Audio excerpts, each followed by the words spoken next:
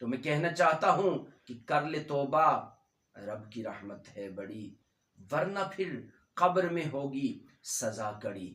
یہ رمضان المبارک کا آخری اشرہ ہے جس کی طاق راتوں کے اندر